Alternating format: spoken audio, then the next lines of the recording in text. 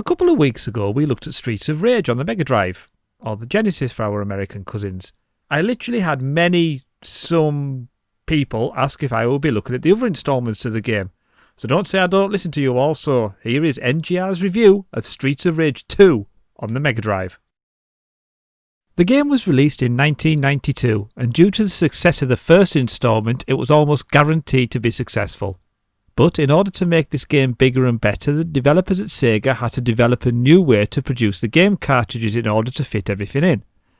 The game was created by the same team that produced Streets of Rage 1, and it follows on from this game. It's set a year after the original, and basically Mr. X is back.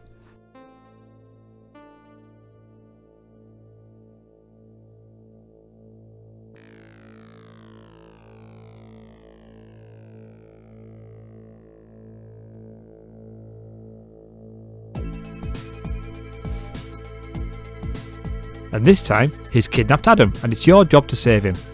This time you can control 4 characters. There's Max, who's a wrestler, there's Axel and Blaze from the first game, and Adam's little brother Skate. As in the first game, they all have their own strengths and weaknesses. Max is strong but slow, and Skate is fast but weak.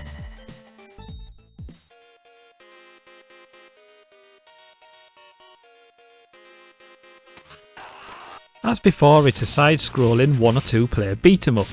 You've got the usual kick, throw and jump attacks, but instead of the police car from the first game as your special move, you've now got 2 super combo moves you can use.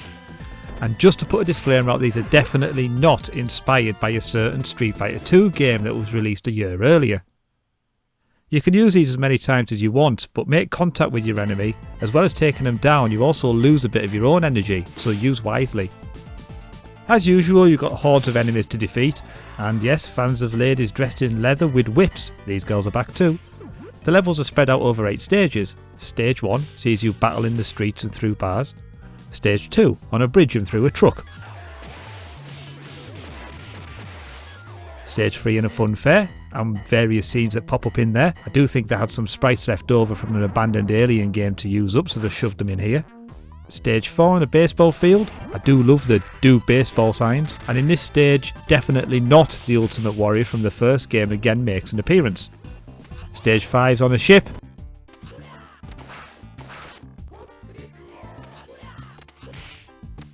And this takes you all the way to stage 6, which is a jungle path. Stage 7 sees you battle through the base, and stage 8 is battling against the bosses again to fight Mr. X.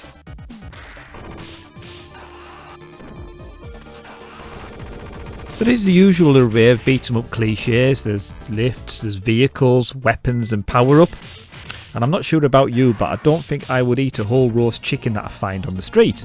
Well, not sober anyway. I do like the nice little touches. As you'll notice in this level, there are arcade machines to beat up. They are named Bare Knuckle, and this was the name of Streets of Rage in Japan. This was the first game in the series to have names to other people you were battling so you could see who you're beating up. Unlike the first game, there's only one ending, so you don't get the choice to join Mr. X. So once you're beaten into submission, hopefully for good this time, you rescue Adam and then you're choppered out to safety, and I'm sure that's the last time we'll see Mr. X. Maybe. The game boasts some terrific music and is probably the best of any of the Rage series of games.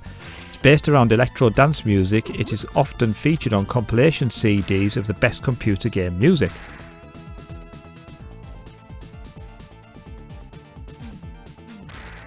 Streets of Rage 2 was ported onto the Game Gear and the Master System.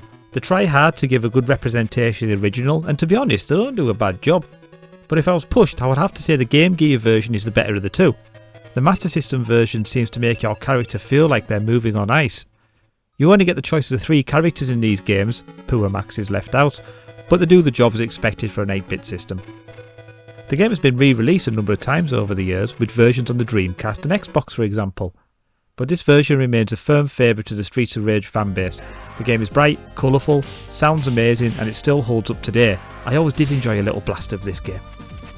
Like I said, I will be completing the trilogy of Mega Drive Streets of Rage games with a 3rd instalment soon. But for now, thanks for watching, don't forget to like and subscribe, and I'll see you next time on Noob Game Reviews.